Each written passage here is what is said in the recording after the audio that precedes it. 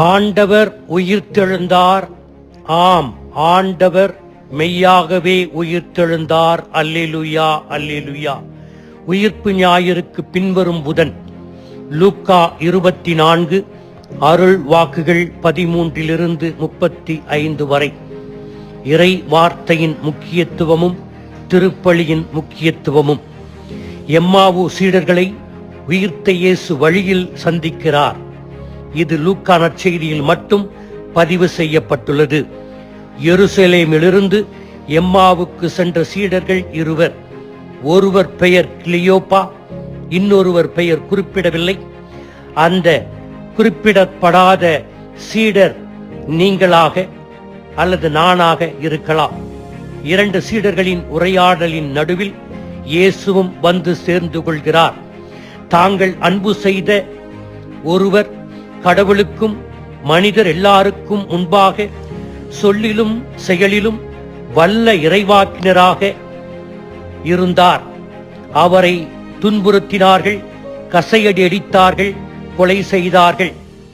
அவர் எங்களை ரோமை அடிமைத்தனத்திலிருந்து மீட்பார் என்று நினைத்தோம். ஆனால் நாங்கள் நினைத்தது போல நடக்கவில்லை.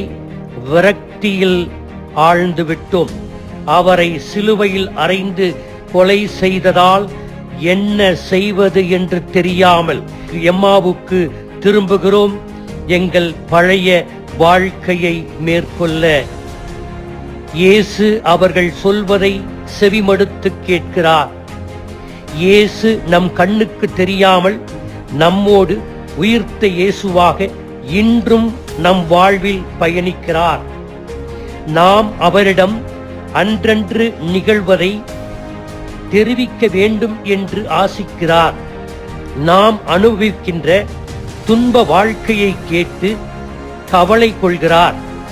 சுமை சுமந்து சோர்ந்திருப்பவர்களே, எல்லோரும் என்னிடம் வாருங்கள், நான் உங்களுக்கு இளைப்பாறுதல் தருவேன் என்கிறார். நம்மேல் பரிவு காட்டுகிறார். எம்மாவு சீடர்கள் எப்படி தங்கள் துன்ப துயரங்களை இயேசுவிடம் கொட்டி தீர்த்தார்களோ, நாமும் நம்முடைய குடும்ப பிரச்சனைகளை இயேசுவிடம் சொல்ல வேண்டும். நம் கடவுள் உயிருள்ள கடவுள், நாம் சொல்வதை கேட்கின்ற கடவுள். பழைய ஏற்பாட்டிலே எகிப்தில் படும் மக்களின் துயரத்தை நான் கேட்டேன். கேட்பதோடு நில்லாமல் அவர்களுக்கு விடுதலை தந்தவர் நம் கடவுள். நம் அன்றாட சுக துக்கங்களை கேட்டு நம்மை ஆற்றுப்படுத்தும் கடவுள், ஆறுதலளிக்கும் கடவுள். எம்மாவு சீடர்களின் துன்பக் கதையை கேட்ட இயேசு இறைவார்த்தையை பிட்டு விளக்குகிறார். மெசியா துன்பப்பட்டு இறக்க வேண்டும் என்று எல்லா இறைவாக்கு நூல்களும் சொன்னதுதானே என்று. பழைய ஏற்பாட்டில் எல்லா இறைவாக்கு நூல்களையும் மோசேயிலிருந்து குறிப்பிடுகிறார். அவர்கள் கண்களை திறக்கிறார். பிறகு மாலை நேரமாகிறது. இயேசு அவர்களை தாண்டி செல்வது போல காட்டிக் கொள்கிறார். அந்த இரண்டு சீடர்களும் நேரமாயிற்று, எங்களோடு வந்து தங்கும் என்று இயேசுவை அழைக்கிறார்கள். நாமும் நம்முடைய வாழ்வில் இயேசுவே எங்களோடு தங்கும் என்று நம் வீட்டிற்கு அழைக்க வேண்டும். நம் வீட்டிற்கு அழைத்தால் இயேசு நம் வீட்டிற்கு வருவார். கானா ஒரு திருமணத்தில் இயேசு அழைக்கப்பட்டதால் தான் தண்ணீர் திராட்சைரசமானது. அந்த குடும்பத்தின் கண்ணீர் மகிழ்ச்சியாக மாறியது. நாமும் அழைக்க வேண்டும். அவராக வீட்டை உடைத்துக் கொண்டு நம் உள்ளத்தை உடைத்துக் கொண்டு வரமாட்டார். அழைக்கின்ற குரலுக்கு செவிசாய்ப்பார். இளைத்தவர்களின் கண்ணீரை துடைப்பார். எனவே இயேசு அந்த எம்மாவு சீடர்களோடு தங்கச் சென்றார். அங்கே அப்பத்தை பிற்கும்போது இயேசுவை கண்டுகொள்கிறார்கள். இயேசு மறைந்து போகிறார். அப்பத்தை பிற்பது என்பது திருப்பலியில் பங்கு கொள்வது என்பது அர்த்தம். திருப்பலியில் அதே உயிர்த்த இயேசுவை, அதே உயிருள்ள இயேசுவை நாம் காணுகிறோம், வழிபடுகிறோம்.